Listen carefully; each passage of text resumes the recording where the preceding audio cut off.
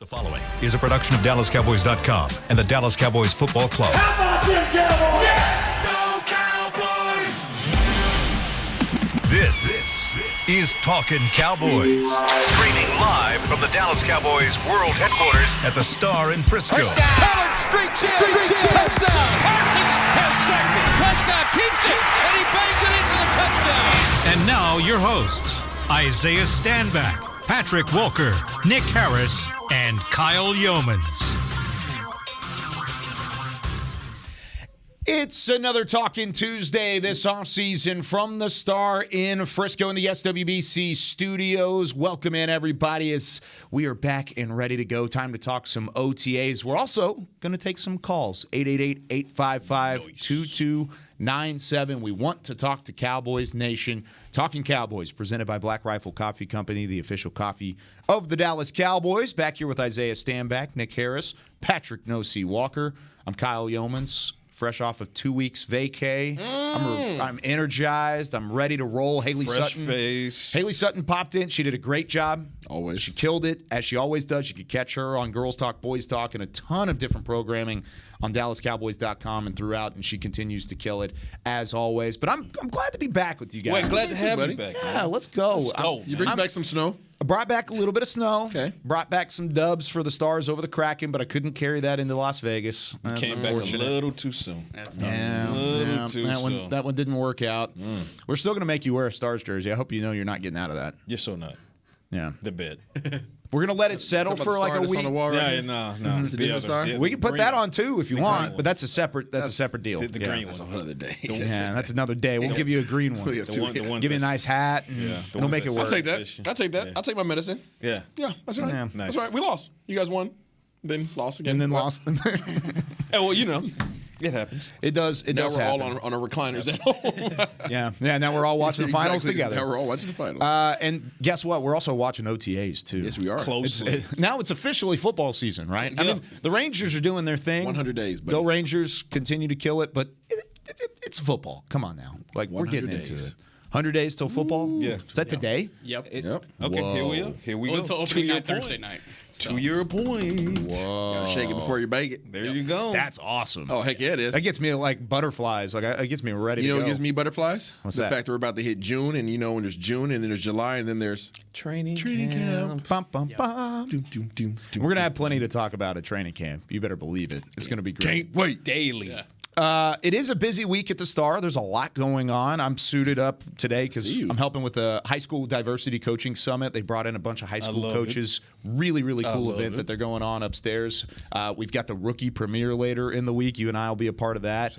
And then OTAs going into mini camp next week. And we're really getting the first real look at this Cowboys team, and we got a chance to look at practice last week as well. But let's start with some news and notes because it is a busy week ahead. There's a lot going on. Media days this week, too. I forgot about that even. Today and tomorrow. Oh, man. And then more locker room access on Thursday, OTA Part 2. Practice. Yeah. Another practice. Busy weekend, or busy week, I should say, going into the this week for the Cowboys. So first and foremost, news and notes. Let's talk about some injury rehabilitation. Tony Pollard and Terrence Steele, as Mike McCarthy said last week, they are both tracking well as far as no setbacks. What does that mean as far as training camp, the start of training camp in July? Will either of them start on the PUP list, the physically unable to perform list? That is to be determined. Same thing for Jordan Lewis. Jordan Lewis did not participate in OTA 1 last week, which was not unexpected. He is still tracking well, but they're being extra cautious with him. He's still doing his rehab work with Britt Brown and the training staff. Terrence Steele, he was off to the side before departing later in OTAs last week to meet with the training staff, get his rehab in. Tony Pollard was actually taking some reps with the first team, and you talk about butterflies. Yep. Oh, yes, he was moving quite well out there. Saw that juice. Yeah, there was a whole box of Capri Sun Yeah. in that leg. A lot of juice. Do we have a juice sponsor? I don't know. I just went through my Rolodex. I didn't think we had one. We should now. Hey, Capri Sun, call us. So yeah, Tony Pollard, he's looking spry. He's not there yet air quotes on there, but he is making progress enough where he can take those reps. So that's a good thing. Michael Gallup, obviously he returned from his torn ACL last year, but everybody wants to know, how does he look going into this offseason? He's looking quite springy. We keep using that word spring. He has a bounce in his step. It looks like the prime Michael Gallup. It looks like he might be back. He was running routes quite well. He was elevating with ease. He was effortless. So he got targeted a lot by Dak Prescott. So Dak is pushing him early to get him back to prime form. So all signs point to a go for Michael Gallup. And I love what Mike McCarthy said last week as far as expanding Gallup's role going into 2023. So the expectation now, and we'll keep an eye on this to see if it starts to pan out that way over the course of OTAs, minicamp, and then ultimately training camp. But Mike McCarthy did say Gallup is going to be utilized more underneath. They're going to start expanding his route tree. So not only is he going to be that go route, out physical a guy, high point the ball, but they're looking for him to refine his routes as well. So did you see that same thing, Nick, out of practice? Because I know whenever I was watching, it looked like there was a little bit of burst there from Gallup, which is exciting to see because you didn't see a ton of that on film last year. Yeah, absolutely. And we keep using the word springy because he keeps using the word springy. It's very fun. Just because what he's been able to overcome over these last 2 seasons, there's a little new sense of confidence with him. And with the expanded route tree that Mike McCarthy will be able to do for him, I think it's going to open up this offense top to bottom. I mean, you take Brandon Cooks out of the equation. I think being able to just expand Gallup's game helps open up all the other weapons as well. So if you have a fully healthy Michael Gallup going into the season and being able to utilize him to a way he hasn't been utilized through his first 4 or 5 seasons here, then that automatically adds another layer. Zay, have you ever had a room, wide receiver room, or even when you were a quarterback, that had an influx of a veteran wide receiver or even just more talented wide receiver, and then it helps elevate the game from underneath him on the depth chart? Let's say Brandon Cooks, he's now the defined wide receiver 2. Does that elevate Michael Gallup as a wide receiver 3? Have you seen an instance of that in the past? Yeah, it has to challenge you. I mean, I think back to the time where I was with New England and we had myself, Randy Moss, Julian Edelman. We brought in Torrey Holt, right? We had David Patman. Like, we had some veterans that were coming back into the fold that had to elevate everybody else's game. You either stepped up or you stepped out, one of the two type of situation. So having that competition in the room, obviously understanding that you're in a solid number 3 role is still going to challenge you. And the fact that you have Cooks now in the fold is going to obviously expand his game. That is Michael Gallup's game, because now he has another veteran that he can learn from. Somebody who's proven, somebody who's not trying to figure themselves out, somebody who's not trying to get the respect in the league, like CD and some of these other guys in the room. This is Cooks. He's been around for a solid minute, right? It doesn't matter who steps on the field against him. They know that he's a weapon. So this is somebody that he can lean on and get their expertise without having to get those physical reps. So now you add his confidence factor back into it along with his health. Huge. And now all of a sudden you have somebody that you have to be worried about on the field. I like the way you said step up or step out, because that's kind of the theme around the wide receiver room this offseason, because there are a lot of wide receivers. I mean, let's just go down the depth chart. You know the top 3, CeeDee Lamb, Brandon Cooks, Michael Gallup. Boom, boom, boom. Those guys are the top 3 guys, and it's pretty defined there. After that, it's a jumbled mess. It is a jumbled mess. You got 3rd-round pick Jalen Tolbert, who, of course, needs to see a step up. You've got 5th-round pick from 2021, Simi Fehoko. He needs to see a step up. Kevontae Turpin, signed as a free agent, made an impact on special teams, but where was his impact from a wide receiver standpoint? Not there. Then after that, you have a mixture of guys that were either practice squad guys or going to be rookies. Dennis Houston, Dontario Drummond, Jalen Brooks, John Stevens Jr., who's a undrafted free agent, Cropper from Fresno State, Jalen Moreno Cropper from Fresno. He was also a free agent. Antonio Callaway was signed as a free agent. You've got a number of these guys that want that last spot. They want that 4th wide receiver spot. Maybe they carry 5, but let's say there's 4 just for the conversational purposes. Who has a step up in that regard, Pat? Based on where they are right now and a long way from training camp, who do you feel like has a step up? Baby bounces. Yes. That's the best way to put it. Every one of those guys has to step up. Jalen Tolbert, this is a former 3rd-round pick. You look at him and you say, well, what are the Cowboys going to get from him in year 2? Simi Fehoko, he's been in the system several years now. Yeah. He has chemistry with both the backup quarterbacks and with Dak Prescott. He absolutely took over training camp last year, suffered a little bit of an injury that kind of set him back. He spent the remainder of the season trying to get back to that point. I sat there and watched OTA 1 last week, and guess who took the lead again in the wide receiver 4 battle? Simi Fehoko. Now, the question is no longer can Simi Fehoko be dominant in the offseason program. It's now time for him to show he can be that guy in the regular season. But Fehoko versus Tolbert. But then you talk about Turpin. I spoke specifically with Turpin, special teams rules aside, because he said he's not fair catching a damn thing. Literally, that's what he said. Oh, great. Special teams. Love it, Cavante. There you go. Appreciate Special teams rule changes aside, as far as the receiver goes, as far as the receiver role goes, I asked him, did he have a conversation with the Cowboys coaching staff at the end of last season about potentially getting more reps or getting some good quality reps that aren't just reverse sweeps and jet sweeps. And he said in his exit interview with Mike McCarthy, that specifically was a point. McCarthy asked, when your body is rested and it feels better, we're going to look to try to do that. Cavante let him know, I'm looking to try to do that. So looks like they're in lockstep. He was getting some reps on offense, a good bit of reps on offense. did. Some with the first team, a good bit with the second team. So they're trying to work him in. And then you go backward from there. So we just talked about Tolbert. I feel like it's got to happen. Simi Fehoko, it's got to happen. Cavante Turpin, we'll see how special teams goes, but if that new rule kind of changes how he returns, he said it won't, but if it does, then he needs to add more value to his roster spot by becoming that wide receiver threat. And then you have these younger guys who are coming up who are going to try to have to win their role on a special teams capacity, knowing they probably won't have a real shot at wide receiver 4. You talk about Antonio Callaway, speedy veteran, former Cleveland Brown. He was signed to the practice squad. Hadn't seen him since he was signed to the practice squad. What does his speed bring to the table this offseason and going into the season? I say all of that to say yes. The answer is yes. Each one of these guys, for their respective reasons, has to step up and make their name for themselves right now. And I think Turpin has the advantage just because he doesn't have the pressure that the other guys in that room have. And when you can go out there, hey, I got nothing to lose. I'm still going to be a Pro Bowl kick returner over here.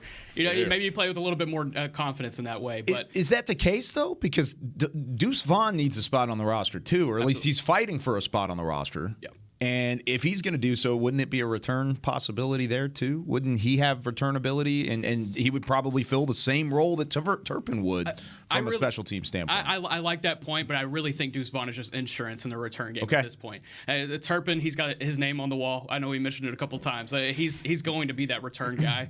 As far as the other guys in the room, though, they have a lot more to prove. They're fighting for that roster spot. Turpin's already got one. He's chilling. He's sitting back looking good. I've mentioned it a couple times too. Go back and look at Turpin's TCU tape, because his offense game, what he was able to do there, how he was able to spread that offense out, line up out wide, come in for jet sweeps, line up in the backfield, be able to take handoffs right up the middle. I mean, he's got that versatility to where he can add an extra layer to the offense if the Cowboys want him to do that. Is that on the coaching staff from last year and not getting him involved the right way?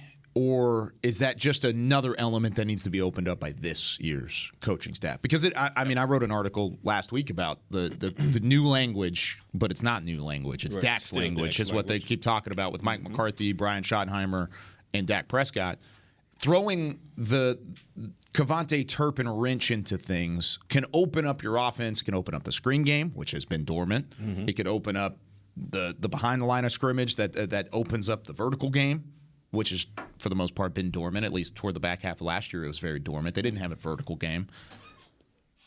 Can they unlock that, though? Like, that's my thing. It goes back to what you were talking about with Simi Fehoko. You've seen it in practice, but, I feel like I'm Allen Iverson. We're talking about practice. Like, we're talking about practice here. You got to show out in pads. Simi Fehoko looks great in training camp, but then you put the pads on and things don't work out. Preseason even. He's got to show out in the preseason if he has any chance of going into the regular season and having an impact. Yeah, when it comes to these guys, and you guys specifically about Cavante Turpin, obviously he's locked. Turpin's locked, right? He earned that respect last year. Facts. In terms of his ability to play receiver, again, go back and watch his film. I don't think it's a matter of can he. I think it's just a matter of last year they asked him to do what he does best, and that's return the ball. They didn't ask anything more of him. And didn't want to risk it. And didn't want to risk it, right? So why ask somebody to do something outside of themselves that might distract them from the one thing that he does amazingly great? It was the KISS technique. Right? Keep it simple, Keep it stupid. right? So that was last year. That's a whole different year now. Yeah. So now you look at it from the receiver standpoint, take the return element out of it. Positions 1 through 4 are locked. They're locked, right? I mean, all the top 4 spots are locked when you put Turpin into the mix. Okay, so now you talk about 1, maybe 2. Yeah. Maybe 2 because it depends on how they use Turpin. Well, it depends on how they. Well, it depends on the tight end position. From my perspective, I see them carrying 4 tight ends. Yeah. With this new offense that coach is bringing in, so I see them carrying 4 tight ends. If you got 4 tight ends, there's no way you're keeping 6 receivers. So now it starts becoming a numbers game, especially when you throw the quarterback element into it that we talked about last week. There's 3 quarterbacks on the roster. So now we start counting all these doggone numbers, and then you got to look at defense. Well, they're not going to short Dan Quinn on the number of guys that he wants. So it really becomes a numbers game. And this one, everybody has to start counting their reps and start counting their positions in terms of what the depth chart is looking like. Turpin's a lock, so it comes down to Jalen Tolbert and Simi Fehoko. Simi Fehoko is more proven than Jalen Tolbert. Facts. What's going to happen this year in camp? Well, we're going to wait and see. Fehoko had, barring any injuries last year, he would have been the last spot right there. That's okay. Correct. That's the reality. Yep. Going into it this year, who do I have more confidence in? I have more confidence in Simi Fehoko. Wow. So that is my confidence meter right unfair. now. So it's not because Tolbert hasn't done anything. Exactly. But in terms of who has to prove it wrong. He has to prove more than Simi does. I agree. All Simi Fehoko has to do is provide consistency that transfers from the offseason program and training camp through the preseason and into the regular season. He has shown that he can make plays. The question is, can you do it in the regular season? Jalen Tolbert, we have seen him struggle even in practice at times. No, you're right. So it's not unfair to say you are far more confident as far as a head-to-head matchup that it's Simi Fehoko right now. Now, can Jalen Tolbert flip that script as the next couple of months roll by? Absolutely, he could. Will he? We'll see. Because, again, we talk about chemistry. Simi already has chemistry with all 3 quarterbacks. The one thing that I would throw a wrench into here is the fact that it is a second-round pick we're talking about here. And there's a pride factor there because you've seen it before. The 2019, they took Tristan Hill in the second round. Mm-hmm. They gave him a long time. They gave him a lengthy amount of time to get it right and to figure it out. And then what did they do? They moved on, but they did it in 2022. They didn't do it in 2019. Agreed. In 2020. Yeah. Let's talk about that. Tolbert might have a longer leash. Except for this. Tolbert, I think that would apply more to Kelvin Joseph. Right? Okay, but that's a conversation. Tolbert is a 3rd-round pick. Oh, so you're right. So that, but a top 100 pick is what I'm thinking. So that's what I'm saying. So you're right, but also he doesn't have as much leeway as a 2nd-round pick like Kelvin Joseph would have. And Joseph's still 1 year further along as well, and he is. And so let's put a pin because we got to go back to that. We'll go back to that, absolutely. But I love Isaiah's point, but I will about 4 wide receivers. But I'll say it this way.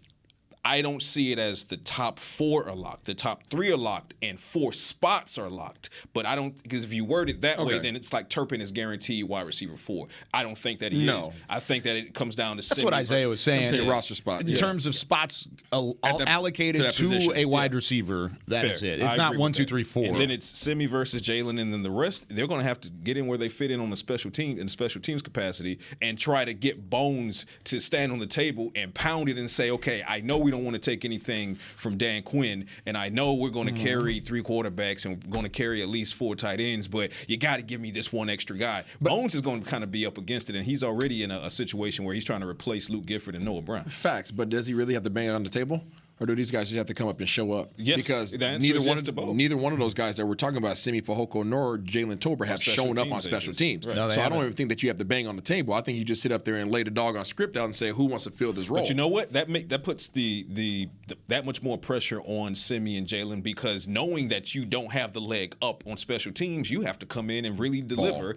From a wide receiver standpoint, and from Kevontae Turpin. And I know it's so easy for everyone to say Turpin versus Deuce. I get it. 2 fast, quick, small guys that have returnability. Returnability. The script kind of writes itself, but they do 2 different things if you really break down. And it's a running back versus a wide receiver. So then the conversation is, how many running backs are we carrying versus how many wide receivers are we carrying? Question for you guys. Take Turpin, Tolbert, and Fehoko out of the equation. Mm-hmm. Do you have a sleeper to make the roster as a wide receiver? I know I do. I don't think. I have. Say it. I have 2. With your chest. I have 2. Put them in order. One is based off of what he did in year one, and it's Dennis Houston. Yep, that was mine. It's Dennis Houston. It didn't translate. We keep talking about how these guys have to make it translate over into the regular season. He looked really good the other day. He did. And no pads on. It's very early, but I remember looking at it, I was like, but you've also seen him with pads on. Again. You've seen him with pads on. He's made plays. In last July and last August, he was a front runner to kind of make the roster, but then things tapered off. And why did they taper off? Who was not throwing him the ball? I was going to say, Dak. Number 4. His we chemistry is we with talked 4. about this ad nauseum. Yeah. Instant chemistry with Dak Prescott. Absolutely. Once Dak was not available, Dennis Houston a different guy. Became he vaporized. But Nick, to answer your question, I think that Dallas will add a receiver by the time camp hits. Yeah, I wouldn't be surprised either. Just to add some. Can I get a little TY? I haven't. Can I get a little TY? I would love that. You're saying TY. I'm hearing D-Hop. No, that ain't. They ain't got enough money for this money versus that. I just know it's out there. Everybody's talking about it. TY is far less expensive. Already has chemistry with Dak. Already has chemistry with the locker room. I would love that. Yeah, bring TY back. That'd be great. Yeah, I was in on TY really over OBJ. I'm in with T. And I love Nook. I've always been high on Nook, DeAndre Hopkins, absolutely. But I feel like his leverage using the Cowboys is leveraging. Yeah. For those that are saying, oh well, another instance of a player using the Cowboys as leverage, and then they get released, and all the Cowboys fans are like, oh, well, this just means he's going to take a discount. Coming. No, he ain't taking no discount. No, he's not.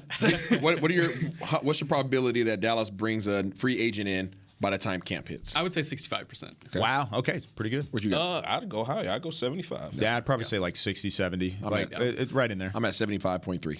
I like it. Here we go with the specificity. Getting close to a radio station. So, you asked the question. I want to turn it around and back on you before we go to break. By the way, give us a call, 888-855-2297. We're taking your calls in the second break. Who is your sleeper? I would say Jalen Moreno-Cropper. That was my second. I said I had two, though. One thing always stands out to me about him, and I know it was in the Mountain West, which, take that for what you will, but production. Yeah. 80-plus receptions in each of his last 2 seasons. Mm-hmm. He's got the speed. He's got the route tree. He was someone I loved during the draft process, and the fact they were able to pick him up as an undrafted free agent, I think is just awesome. I had a fifth-round grade on him. He can make some waves. For sure. He can make some waves. Yeah. And, hey, we've already seen a late-round, day 3 pickup from Fresno State make a bit of an impact on defense. I was about to say. I mean, it's happened. Now, he was a draft pick. He wasn't an undrafted free agent. We're talking, of course, about DeRon Bland. Still. And he was on defense. But I do. I like Jalen Moreno-Cropper. I wasn't as impressed in OTA 1, but again, it's OTA 1, everybody. Yeah. We were in May. We'll be okay. Like, everybody's going to have a chance to show out at training camp. I remember last year we were talking about TJ Vasher and Dennis Houston. It felt like every day because Vasher was making the highlight reel plays, and then Dennis Houston was making the regular plays and looking better and growing and getting better with Dak Prescott and the chemistry there. And real quick, talk about DeRon Bland really quickly. He was taking some reps on the outside in OTA 1. So Cowboys are kind of moving him around, seeing what he can do with, Jordan Lewis's return looming. So things are going to get real fun. Real fun. Final thing on OTA 1 before we go to break. Stephon Gilmore. Oh, my God. Oh, yeah. That dude glides to the football. He was running around. He's a natural. Running around. Yeah, Looked really Anyone good. Who says Gilmore is washed is crazy. He looks dry clean. He looks pretty darn crisp. good early on. It's early. I keep saying it. Starch, crisp, extra starch. Pressed. That guy is Got his it. press coverage is there. Bars. I see you. Very nice. All right, let's take our first break. When we come back, we are talking to Cowboys Nation. 888-855-2297. Give us a call right now. Get on the phone line with Chris Beam. We'll talk to you next right after this. Todd thought it would be secure to jog in the cheetah savanna. Todd believed the big cat repellent he bought online was reliable. And now, Todd is trying to be faster than this cheetah that can run 80 miles per hour. But the good news is, Todd has AT&T 5G that is fast, reliable, and secure. And he learned the best thing to do is stop running and toss her the backpack with the beef stew. AT&T 5G. Fast, reliable, secure. It's not complicated. 5G requires compatible plan and device. 5G may not be available in your area. See att.com/5G for you for details. Are you ready to take coffee off your grocery list forever? Black Rifle Coffee Club is here to help. As a coffee club member, you'll get your favorite coffees roasted, packaged, and shipped to your door free of charge on your preferred schedule. Set it, forget it, and never run low on coffee again. Members also get exclusive deals on coffee, products, and discounts from partner brands. Ease your mind and let Black Rifle worry about your coffee supply. Go to blackriflecoffee.com to join the coffee club today. Want to use the Cowboys locker room's favorite products? Check out the official men's skincare brand of the Dallas Cowboys, Jack Black. Right now, you can get the Jack Black Playmaker, a curated collection of Cowboys locker room favorites for just $10 with free shipping. The Playmaker includes 4 Jack Black skincare favorites, plus a full-sized intense therapy lip balm. Go to getjackblack.com/Cowboys and use the code word Cowboys. The Jack Black Playmaker, $10, free shipping. Hey, honey, can we talk? Of course. What's up? Well, I just thought you should know I've been curious about the new Dr. Pepper strawberries and cream. Have you felt this way a long time? No, I just think I'd really like the taste of Dr. Pepper, swirled with layers of flavor. If you feel that way, I think you should try it, babe.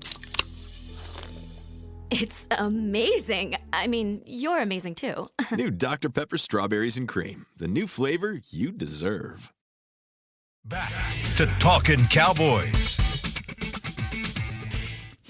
Register now for 2023 Dallas Cowboys Youth Camps presented by Invisalign. Ages 6 to 16 are invited to learn from the best this summer at AT&T Stadium or Ford Center at the Star in Frisco. Football camps are led by former NFL players, and dance camps are taught by the current Dallas Cowboys cheerleaders. Use the code CAMPS23 to get $25 off registration. Visit dallascowboys.com/camps. That's CAMPS23. All right, back here with Talkin' Cowboys. It's time now to talk to Cowboys Nation. We'll get things started. You can give us a call yourself. If you're sitting at home and you're listening, just pick up the phone. It's really easy. Toll-free number. You want to. You always hear that on the radio. It's a toll-free number. Do it now. 888-855-2297. Call me now. Jim in Pasadena is our first caller this Tuesday. Jim, how's it going? You're on Talkin' Cowboys. Fine. How are you guys doing? Doing well, great. Jim. What's on your mind? Great, man. Hey, you've mentioned Stephen Gilmore, and I did some tape study, and he seems to be the exact same player as Diggs. Reads routes well, wants to jump them, needs pressure in front of him to force a single break route and not give an extended route. But neither of them will come up and make a tackle. So how's that going to play out? How are we going to cover that up? I'll leave it to you to answer that. No, that's Thanks, guys. That's a great question. Thank you very much, Jim. And he's correct in the fact that, yes, their strength is coverage. Their strength is making a play on the football. Mm-hmm. And their strength is not coming up and making a tackle. And we saw that. I mean, we talked about it ad nauseum. You talk about it ad nauseum. Last year, Trayvon Diggs, what was the one thing we wanted him to do? Improve his tackle. Come up and make a play. Mm-hmm. Come up and make a tackle, specifically. Be physical. Stephon Gilmore is more physical than Trayvon Diggs, just based off of the film that we've seen. But is he a completely different player? Or he said he was the same player. I don't know if I agree. I don't think he takes as many risks as Trayvon does. Patrick, what do you say? Well, if you compare him to 2021 Trayvon Diggs, then you could say, well, I don't see that he takes as many risks. But last year, Trayvon Diggs scaled back the amount of times that he chose to take that risk because he was more so understanding that the team needs him more to be that coverage guy versus simply being the ball hawk. He was still a ball hawk, and he had 2 or 3 dropped interceptions that would have had him right there with DeRon Bland as far as leading the team. So his ball hawking ability is still there. Stephon Gilmore, his ball hawking ability is still there. I will say now, comparing the 2022 version of Trayvon Diggs to 2023 Gilmore, not entirely different. You're not going to get the best tacklers from either one of those guys. But to your point, Jim, they both thrive when they have an elite pass rush in front of them. Good news. They have an elite pass rush in front of them here in Dallas, so that's going to work in their favor. How do you mask some of those situations where Diggs or Gilmore may not come up and tackle how you want? Your safety unit and your linebackers, that's how you mask it. Your linebackers, Damone Clark playing sideline to sideline. LVE, we'll see what DeMarvion Overshown can bring to the table. Those kind of sideline to sideline linebackers help protect you, be it screen passes from the opposing offense, and you got to crash down and cover that.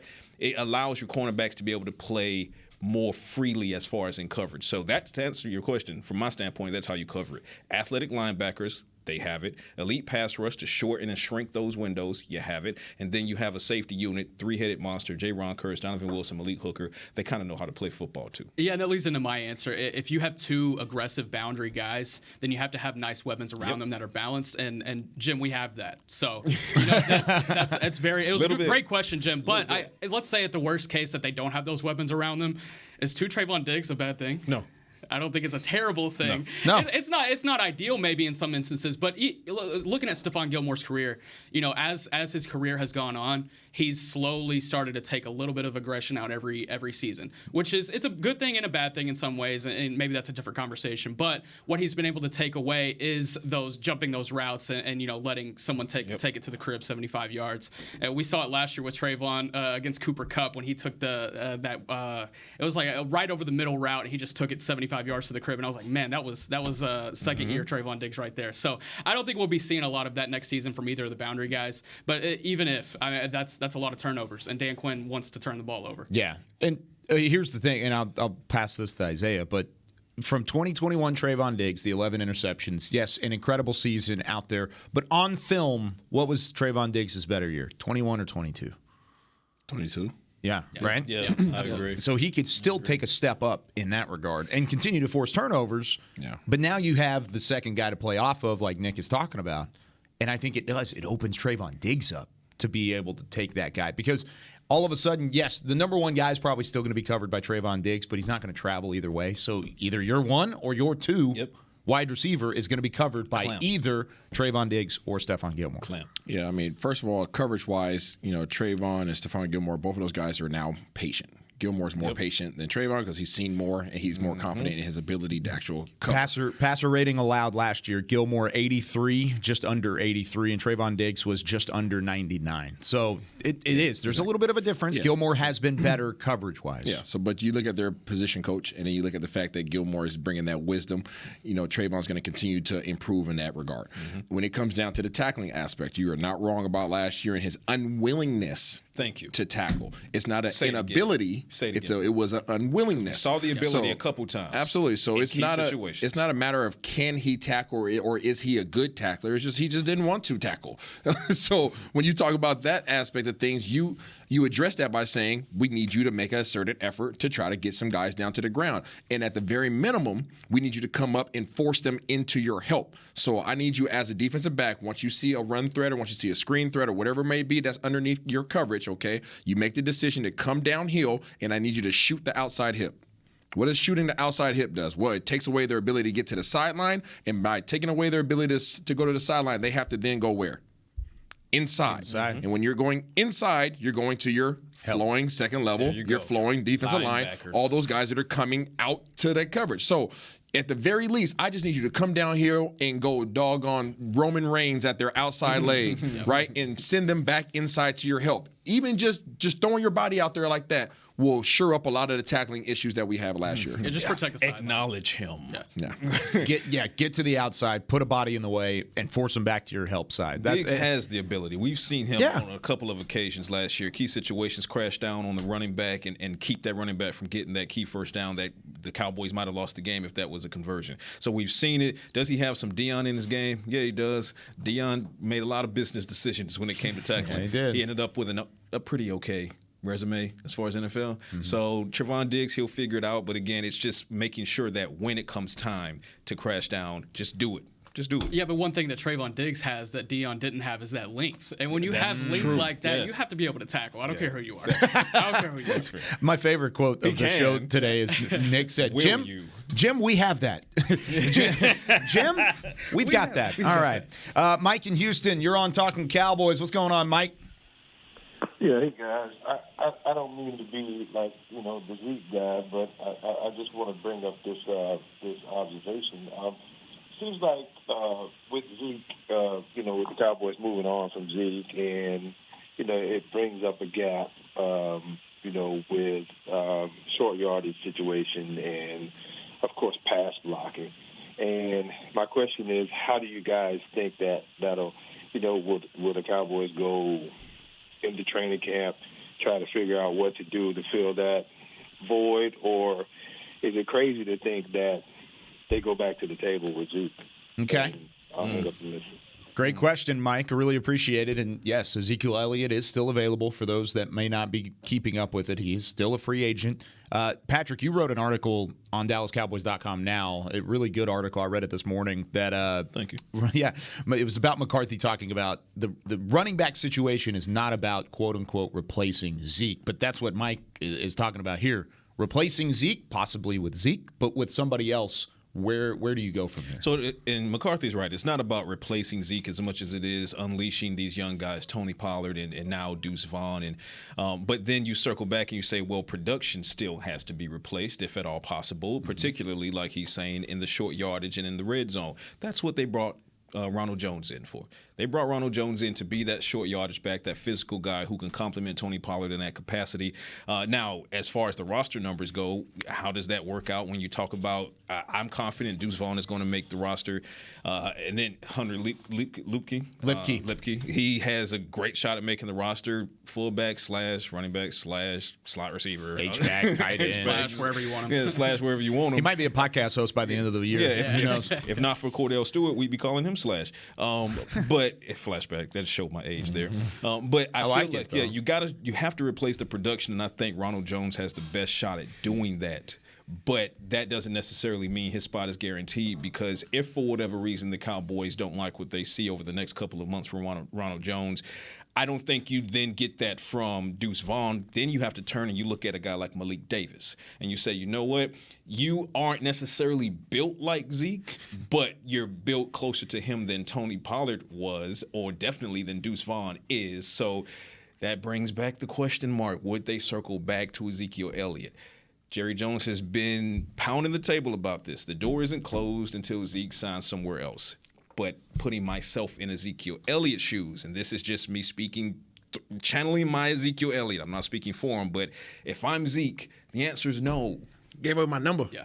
The answer is no. Did, yeah. Not only is the number gone, and that could be easily reversed. Okay, give me my number back. But from an Ezekiel Elliott standpoint, and the competitor in him, he should be wanting to prove people wrong. And that's not going to happen by returning to this team. He's going to have to go to another team, show he still has the punch, still has the juice, still has the speed, and that he can probably parlay into maybe, even if not one more big contract, at least a mid-level contract to potentially end his NFL career. If he comes back to the Cowboys, if I'm him, I feel like that's tail tucked between your legs, which is like, oh, well, I couldn't find another. And even if that's not true, it's the optics of the situation. Yeah, so Cowboys are not out on potentially bringing back Ezekiel Elliott if it comes to that. But I'm more so of the mindset of I think Ezekiel Elliott is kind of playing it out for training camp. An injury is going to happen, and he's going to land with a team, and there you go. He's now a mercenary. He's now a mercenary. Yeah, if we're talking percentages, I give it like 15 to 20% that he would be back in a Dallas Cowboys uniform by training camp. Wow. That's just how I see it. But talking about short yardage situations, I'm confident in Tony Pollard to be able to be in those situations. He complements to the offense. It's similar to what Zeke brought with his physicality and aggression, just being able to plow the line. Tony Pollard has that finesse. He can get in, he can find the hole, and he can get that yard. I'm fully confident in that. Pass blocking, that's the question I have. Can Ronald Jones do that? And if he does it to an elite level that's far superior to the other running backs on the roster, then that immediately gives away what you're doing pre-snap. So, I'm curious to see how they juggle the pass blocking situation. I think that's going to be more interesting, but I'm not worried about short You know what yardage. also help Tony Pollard get that 1 or 2 yards? Get your left guard situation figured out. Absolutely. We got that for the third segment. I love a good got that for the segue. third segment. I love a good segue. It's coming, y'all. It's coming. What do you think, Isaiah? Nah, I'm along the lines with Nick. Everybody can talk about short yardage all day long. I'm unconcerned and unbothered with short yardage. I don't know the last time I saw a running back outside of Henry just plowing over anybody that comes in their way. So short yardage comes down to the willingness from the running back position to come downhill at 100% speed, and then your offensive line to be able to move some people off the ball. So that's why I was on board with getting a high draft pick for the left guard that we'll talk about, because no matter who you face on that front line, it doesn't matter who's behind you. They're just going to come downhill full speed and they'll get that yard. I am more concerned with the pass blocking. Nobody's talking about the pass blocking void that is now in the backfield that Ezekiel Elliott has left. That's the thing you're missing the most. That's the thing. You are going to miss that. Oh, yeah. So Cowboys Nation, if you guys need to go back and watch film, go back and watch film. There is nobody on last year's roster or on this roster that I currently see that has the capabilities and understanding of the offense and the weaknesses of this offense, all right, in terms of being able to pick up and protect Dak Prescott from falling on the ground. And knowing Dak's tendencies. Facts. Without even seeing him. You came into the league with Dak Prescott. You were his bestie this whole time. You know his tendencies. You know if you go to block here, he'll probably be leaning this way or that way. It's just telepathy at that point. So, yeah. And I think it makes it that more imperative that Ronald Jones becomes a running threat and a rushing threat. And he's still young. He's 25. Like he's got with 2 rings. That must be nice. He's got a big career in front of him. Three? If he can show some sort of rushing ability, I think that immediately takes away the problem you'll have. You guys just gave me a homework assignment this week, and I'm going to push it back to you guys. But Ronald Jones pass blocking film. I haven't watched it yet. I just watched him as a runner. It's not bad. I'm going to go back and watch him as a pass blocker. Yeah. I don't think anybody could be. Exactly. He might be one of the top, if not the top, pass blocking running back. We'll get Maurice Jones-Drew out of retirement. Yeah, out of retirement. You got to pull him off the studio set. Exactly. All right. Bob in Nashville, you are on Talkin Cowboys. Welcome back to the show. How's it going? Good, fellas. How are you? We are great. What's on your mind? Hey, long time no talk. I know.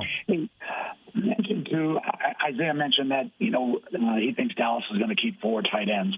I understand their rationale, but I'd rather keep 3 because I think if you keep that fullback, he can kind of do some of the similar stuff that maybe the 4th tight end would do. But I really want to see Turpin on offense. I really think he can add that spark, that explosiveness that we were lacking, especially running a lot of crossing routes. I just think he provides that element that none of the other 2 receivers, Tolbert and Pahoko, does. So if you ask for my advice, which I'm sure they wouldn't, I'd say 3 tight ends, and I think we need to get Turpin more involved. Just thought I'd throw that out there. Hey, Thanks, guys. I would listen to your advice. That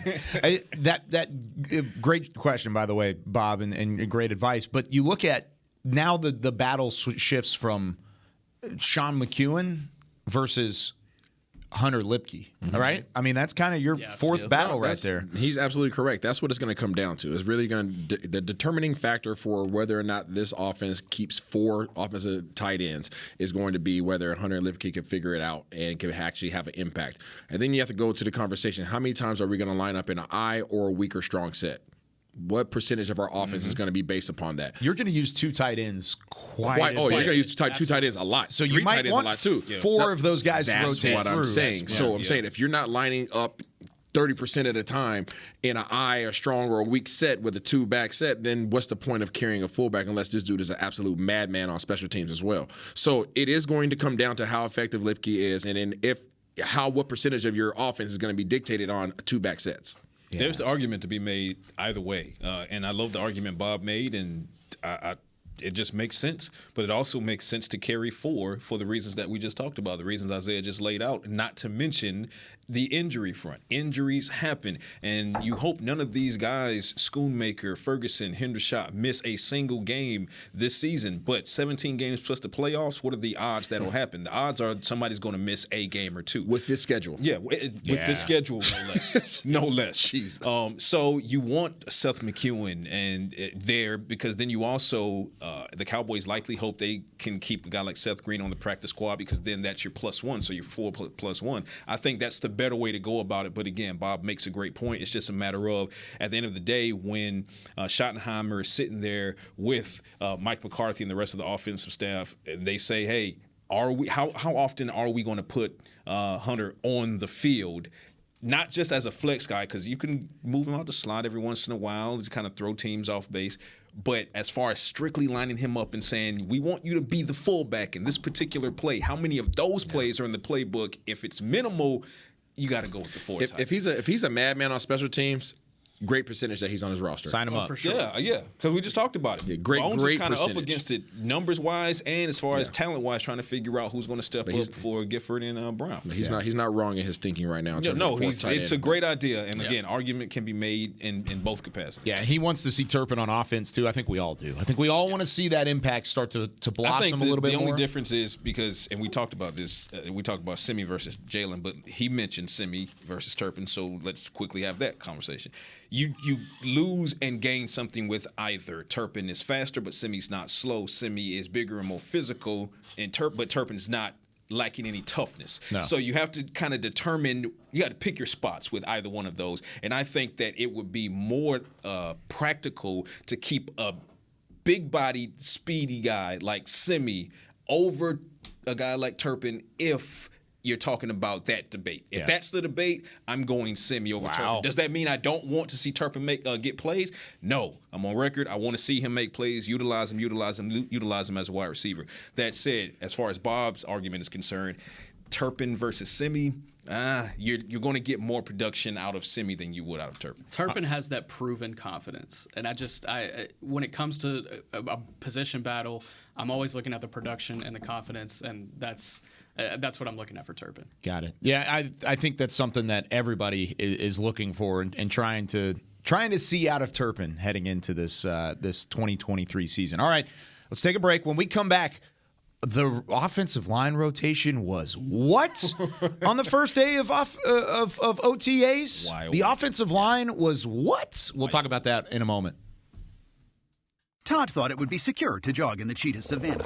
Todd believed the big cat repellent he bought online was reliable. And now, Todd is trying to be faster than this cheetah that can run 80 miles per hour. But the good news is, Todd has AT&T 5G that is fast, reliable, and secure. And he learned the best thing to do is stop running and toss her the backpack with the beef stew. AT&T 5G. Fast, reliable, secure. It's not complicated. 5G requires compatible plan and device. 5G may not be available in your area. See att.com/5G for you for details. Black Rifle Coffee Company serves premium coffee to people who love America. When you drink Black Rifle coffee, you are directly supporting veterans, law enforcement, and first responders in your community. Black Rifle's expert roasters love coffee almost as much as Texas loves football, so it makes sense that America's Coffee partnered with America's team. Go online at blackriflecoffee.com and fuel up with the official coffee of the Dallas Cowboys. That's blackriflecoffee.com to fuel up today. Hey, honey, can we talk? Of course. What's up? Well, I just thought you should know I've been curious about the new Dr. Pepper strawberries and cream. Have you felt this way a long time? No, I just think I'd really like the taste of Dr. Pepper, swirled with layers of flavor. If you feel that way, I think you should try it, babe. It's amazing. I mean, you're amazing too. New Dr. Pepper Strawberries and Cream. The new flavor you deserve. Want to use the Cowboys locker room's favorite products? Check out the official men's skincare brand of the Dallas Cowboys, Jack Black. Right now, you can get the Jack Black Playmaker, a curated collection of Cowboys locker room favorites for just $10 with free shipping. The Playmaker includes 4 Jack Black skincare favorites, plus a full-sized intense therapy lip balm. Go to getjackblack.com/Cowboys and use the code word Cowboys. The Jack Black Playmaker, $10, free shipping. Back to Talkin Cowboys. Back here on Talkin Cowboys, welcome the summer with an all-time fan favorite collection. The New Era training camp hats have just arrived. They're in stores and they are online. Visit your nearest pro shop or log on to shop.dallascowboys.com. A Fanatics experience to grab yours. Training cap hats from New Era. They always do a really good job with their hats. I like it. All right, we've got a special guest who just popped in here. The man, the myth, the legend, Mr. Nate Newton. Nate, I feel like you just hear offensive line in the building. He finds his way in here. And he just appears. Peter Tingle. Just boom. Because we don't text you. I mean, we talk to you all the time, but like we don't text you and say, hey, we're talking offensive line. We need your insight, but we just mentioned it. And Nick wrote an article online about the offensive line rotation. But what did you see in the first OTA? You got a chance to watch a little bit of it. Not much. What I was more interested in is in the new coaches and their techniques and what they're doing. It's one guy. I got to learn his name. He's He was starting left guard during the first OTAs. It's Farniok. I got to learn his name, and I'm hoping that he fills in. Mm-hmm. I hope that he is the guy. I don't want to play musical chairs with the offensive line.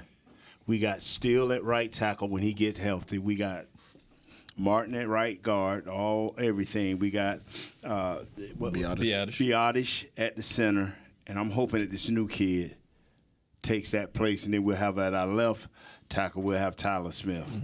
And then the other guy will be our rotation guy. Okay. The great all-pro. Tyron. And that is how we have to look at that. Because eventually it's going to get to that. Because when Tyron have that little 2 or 3 game absence, that is our guy. So that's how I'm going to look at this starting 5. Now, I know Tyron is, as long as he's healthy, he's going to be the left tackle. But, you just omitting Tyler? No. He said he's on the right side there. He's right tackle. Okay, we're just making sure. Okay. No. Tyler, if everything goes right, Tyron would be the left tackle. Tyler would be the left guard. And that's how I would do it. And that's the only way I'm going to look at it, because that's the only way. If you want your best 5, that would be your best 5 when everything is healthy. It's true. That's your best 5. Now, your second 5 is the new kid. Awesome. Farniok. Yes. And that's your second 5. Farniok been around, bro. Now, he's semi-new. Yeah. What I mean is, new kid up front. I'm talking about starter. 7-8 games in. Will he be that guy? I think he will be that guy if given a chance to play and to develop. Now, I don't know about Ball or the guy they had last year with the hurt shoulder, Waleska. I don't know about all of them. But what you have to do with them putting in the new language with this offense with Mike McCarthy is you can't have a lot of new guys up front. You got to get 5 or 6 guys, maybe 7 guys to work together in unison, because you got to understand, every time I say this word, whatever this word may be, and I got a new left tackle, and he don't understand what me and you just worked over the whole summer. Right. So when you have this mistake, Dak pays for it. Remember, with a bad thumb, he got the first game he just got continuously hit. That's become because of lack of working together. Because when you have a lot of leakage the way they did that, now we lose Dak. Nate, give the people a little bit of insight from obviously you being an amazing offensive lineman. Probably one of the best, but go ahead. Yeah, absolutely. They need to put Don't undersell it. They need to put some respect on it. Nate, let people know how difficult it is when you're used to playing next to somebody. How much nonverbal communication takes place? How much verbal communication? How much is a tap on the shoulder, a tap on the hip? How much does all that stuff play a part? And then you swap somebody else out and then somebody else is in that role. How much of an effect does it have on your communication with the individual? And I'm going to say it again. It's your quarterback. He's going to pay for it out of all the positions. When you have lack of communication, like you say that when you'll see Dak walk up to the line, and I'll use the quarterback because it's simple for everyone. Dak will walk up to the line, and he'll do something like this. Now, we around here saying, what in the world? Or he'll do something like this.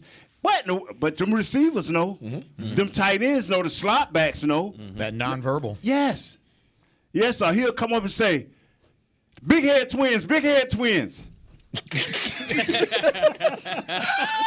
That means 2 quick slants because they can't get down the field.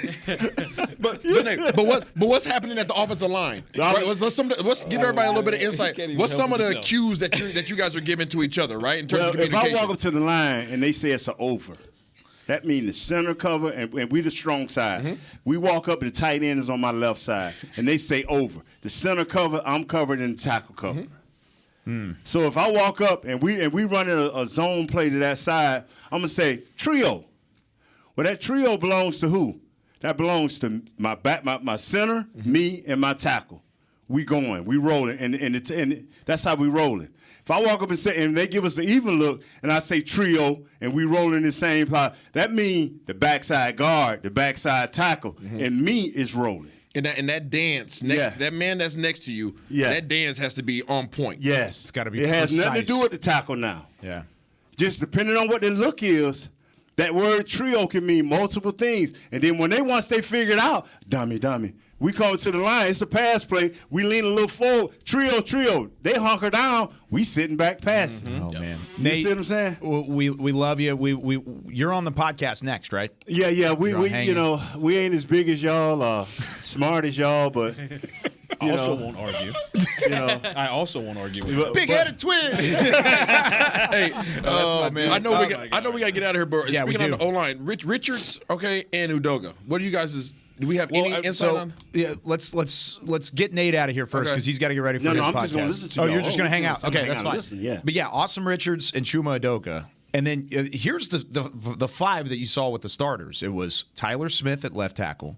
It was Matt Farniok at left guard, Tyler Biotish at center, Josh Ball at right guard, and then Tyron Smith at right tackle. That was the offensive, put the him back OTAs. On. Put him back on. Put it back on. I mean, put him back on, Zay. Hey, They're just listen about it. It's OTAs. It's OTAs. Sorry, Nate. And you don't have Terrence Steele either. Right. And There's Zach no Martin Terrence was out as Steele well. and no Zach Martin available in practice. So Ball bumped down to guard.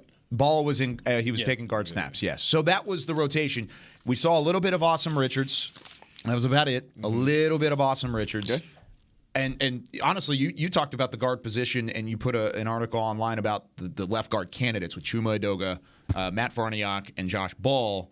I want you to answer that question first because, I mean, you wrote the article, but what do you think about the way that it's shaking out? I like where Matt Farniok is, and I'm glad that's kind of the consensus here, I think, whenever it comes to rotating in. And you mentioned something, Nate.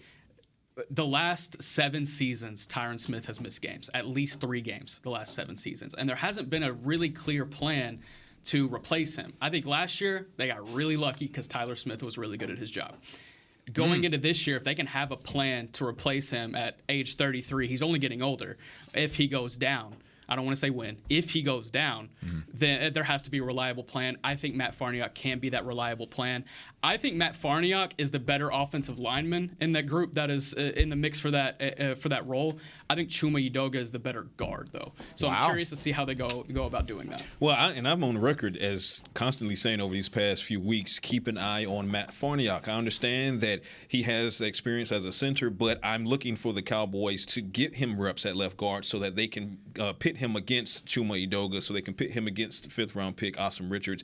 But the lead goes to Farniok. So if Farniok can remain healthy, that's kind of been his problem, is that the injuries have slowed his development. If he can become healthy, then yes, he can be, or at least challenge for the left guard position. Yeah. But for me, though, it goes back to best 5, which I have the same best front 5 as Nate does.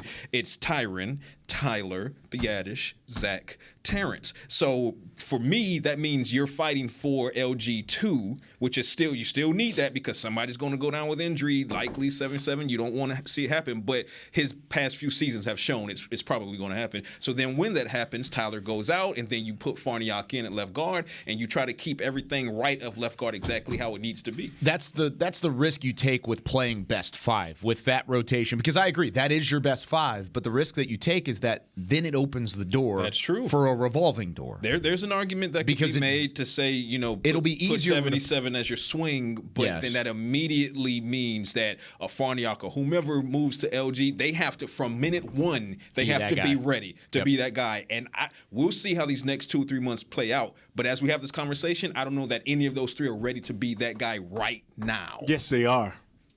Yeah. You don't draft players and sit them on the bench for 5 years unless they're quarterbacks and then say, hey, man, are you ready? No, you're not going to be ready. The only way you can get ready in today's NFL is to play. Yeah. Today's NFL does not allow you, unless you're a quarterback, to say, hey, man, we're going to take it easy on you. Yeah. Now it's 5 years done passed. You ready? Ain't took a snap. You got to play these guys. It's called development. Yep. Training camp has to mean something. If you don't have a 7 or more year thing on your back, training camp has to be the way you make this team. Yeah, I know. No, but I'm not saying take it easy because they're going to play these guys. They're going to get these reps. Push them. They're going to push these guys. But going back to what I said about Farniok and the injury history having slowed his development, when I say I don't know if these guys are the guy right now, Farniok has to show me he can take these reps, first team and second team, and make it out of training camp and preseason with no injury. Then we can have this conversation at the beginning of September, and I can say, okay, he's now made it physically. So now it's 4 guys. For Holko, is that it? Simi for Holko? Yeah, Simi. Tolbert. Now we adding this. We got like 20 guys we got to translate. You got It's true. Come on, man. These guys know they got to make it happen. They got to make it happen. Changed. The opportunity is there. We've got to go. We've got to make it happen by getting out of here. Let's talk, man. I think we're going to carry this out in the hallway. Honestly, yeah, we got to make something happen. Nice at the round table, baby. It is. It's fun. Yeah. All right. You're always welcome, Nate. We got like 20 guys. We got to get ready. Nate Newton, Isaiah Stanback, Nick Harris, Patrick Nosey Walker. I'm Kyle Yeomans. We'll see you next week, next Tuesday, 10 a.m. Central Time with more Talkin Cowboys. This has been a production of DallasCowboys.com and the Dallas Cowboys Football Club. How about this, Cowboys? Yeah!